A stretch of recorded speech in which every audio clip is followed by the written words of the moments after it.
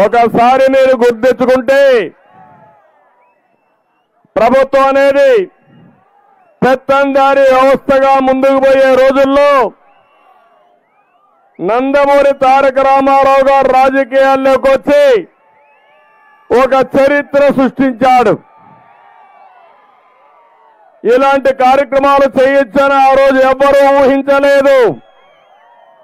83లో ₹2 KG బియ్యం ఇచ్చిన ఘనత ఎన్టీఆర్ అని చెప్పి మీ అందరికీ తెలియజేస్తున్నా.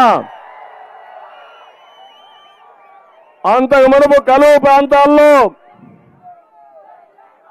రాగులు గాని సజ్జలు గాని జొన్నలు తినే పరిస్థితి నుంచి మొట్టమొదటిసారిగా ఎన్టీ రామారావు గారు ₹2 కేజీ బియ్యం పెట్టిన తర్వాతనే పేదవాళ్లు అన్నం తినే పరిస్థితికి వచ్చారంటే, బియ్యం తినే పరిస్థితికి వచ్చారంటే, బియ్యంతో అన్నం చేసుకునే పరిస్థితి వచ్చారంటే అది ఎన్టీ రామారావు గారి పేదవాళ్ళకి ఇచ్చినటువంటి వరం.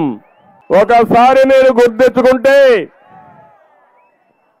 ప్రభుత్వం అనేది పెత్తందారీ వ్యవస్థగా ముందుకు పోయే రోజుల్లో నందమూరి తారక రామారావు గారు రాజకీయాల్లోకి వచ్చి ఒక చరిత్ర సృష్టించాడు. ఇలాంటి కార్యక్రమాలు చేయొచ్చని ఆ రోజు ఎవ్వరూ ఊహించలేదు.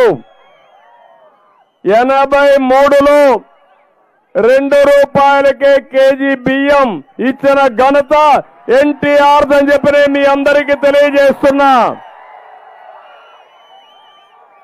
అంతకు మునుపు కలువు ప్రాంతాల్లో రాగులు గాని సజ్జలు గాని జొన్నలు తినే పరిస్థితి నుంచి మొట్టమొదటిసారిగా ఎన్టీ రామారావు గారు ₹2 కేజీ బియ్యం పెట్టిన తర్వాతనే పేదవాళ్లు అన్నం తినే పరిస్థితికి వచ్చారంటే, బియ్యం తినే పరిస్థితికి వచ్చారంటే, బియ్యంతో అన్నం చేసుకునే పరిస్థితి వచ్చారంటే అది ఎన్టీ రామారావు గారి పేదవాళ్ళకి ఇచ్చినటువంటి వరం.